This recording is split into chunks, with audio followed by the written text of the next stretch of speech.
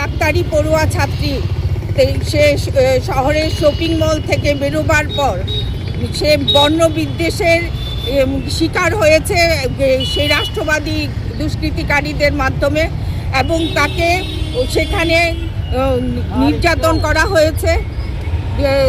যখন তাকে নির্যাতন করা হচ্ছে তার আর্তচিৎকারে মানুষ এসে জড়ো হওয়ার পর সেই রাষ্ট্রবাদী দুষ্কৃতিকারীরা দৌড়ে পালিয়ে যায়। তো একের পর এক যে মহিলাদের উপর এইভাবে ধর্ষণ, যৌন নির্যাতন, গণধর্ষণ সাধিত হচ্ছে, তো বিজেপি সরকার এসেই প্রতিষ্ঠিত হওয়ার পর বলেছে বেটি বাঁচাও বেটি পড়াও। এই বেটি বাঁচাও বেটি পড়াও শুধু তাদের স্লোগান এবং প্রচারের মধ্যেই সীমাবদ্ধ রয়েছে।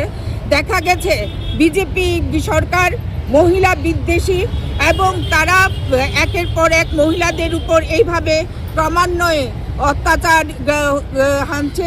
গুরগাঁওয়ের ঘটনায় আপনারা দেখেছেন আমাদের রাজ্যের বর্তমান এবং প্রাক্তন মুখ্যমন্ত্রী তাদের দায় এড়াবার জন্য প্রতিশ্রুতির বন্যা বইয়ে দিচ্ছে।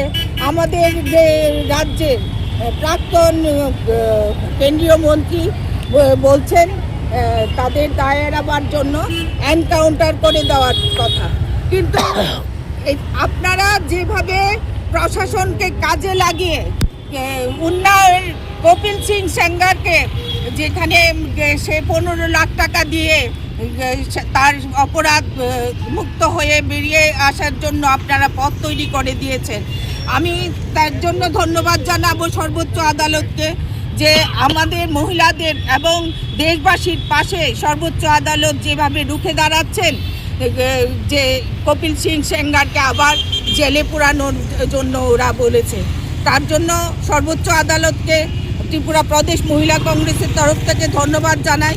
এবং একের পর এক এই যে ঘটনা ঘটছে, আমাদের এই রাজ্যের স্বরাষ্ট্রমন্ত্রী হচ্ছে মাননীয় মুখ্যমন্ত্রী, আর কেন্দ্রের স্বরাষ্ট্রমন্ত্রী হচ্ছেন অমিত শাহ। তাদের কারণে আজকে অপরাধীরা বারবারন্ত এবং মহিলাদের উপর এক ক্রমান্বয়ে ঘটনা ঘটে যাচ্ছে। সেই ঘটনার তীব্র নিন্দা এবং প্রতিবাদ জানাই। তার জন্য অবিলম্বে স্বরাষ্ট্রমন্ত্রী অমিত শাহকে ইস্তফা দিতে হবে, নয়তো আমরা ত্রিপুরা প্রদেশ মহিলা কংগ্রেস এই আন্দোলনকে বৃহত্তর পর্যায়ে নিয়ে যাব।